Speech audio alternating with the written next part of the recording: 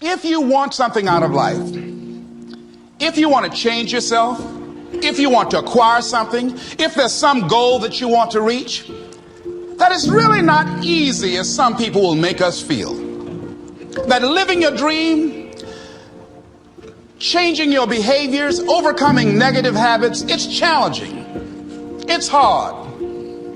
That living alone is just very difficult. And once we begin to come to grips with the fact that living is difficult, life is very challenging.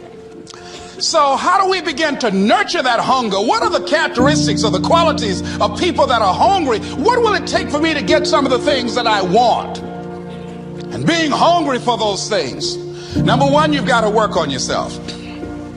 It's very important that you engage in an ongoing process to develop you. Spend more time on yourself than what you've been spending. It's very important. You owe that to yourself. Many of us never realize our greatness because we become sidetracked by secondary activity. We spread ourselves too thin, don't know how to say no.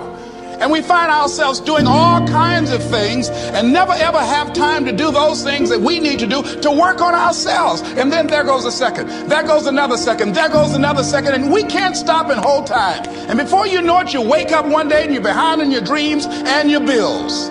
So decide that you're going to take some time to work on you, that you deserve that from yourself, that your life deserves some prime time. Because you are creating your own production. You are the star of your show. You are the director. You're writing the script. And you will determine whether your life is a smash office hit or flop. You determine that.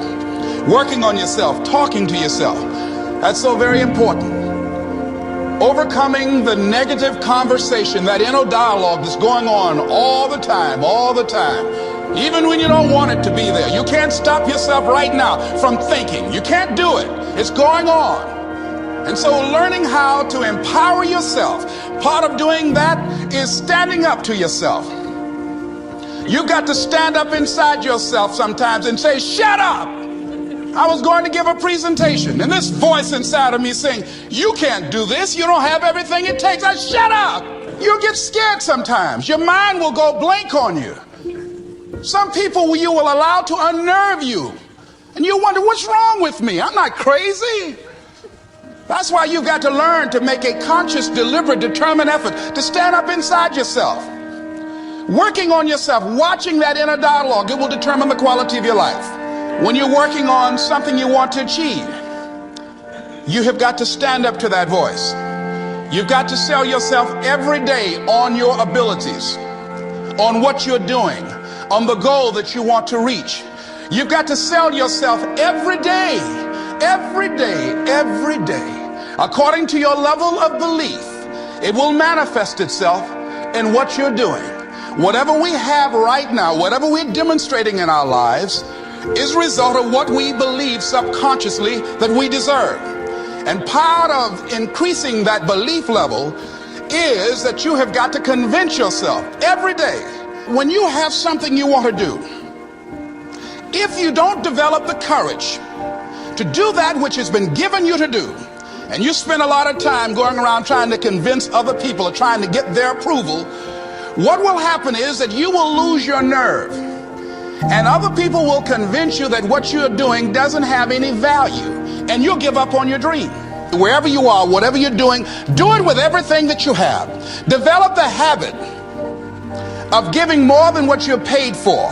Develop the habit of setting standards that others will be measured by. Someone said, do not go where the path may lead, but go where there's no path and leave a trail. I was at a corporation and they're going through downsizing and going to lay off some 1,500 people over the next few weeks. And those people that stay there 9 times out of 10, they're just going to do just enough to keep from getting fired. But if you can begin to harness yourself and say that where I am, I'm going to do the best I can with what I got, because that is an expression of who I am. If you get into the habit of just being mediocre, it will become a part of your consciousness. If you get in the habit of giving less than what you have it within you to give, it will begin to reflect itself in your personality. And so you want to set some high standards for yourself. Aurelia said, stop living your life like you have 1,000 years to live. In life, you're either here today and you're gone today. If there's something that you want to do and you can't do it all at one time, do just a little bit of it. A friend of mine, Bobby Kerr, used to be a roommate. Pretty soon the job where Bobby worked, they transferred him to another location.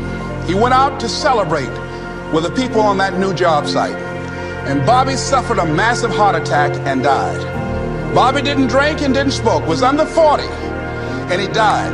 Ask your question, how much time do you have left? How much time do you have left?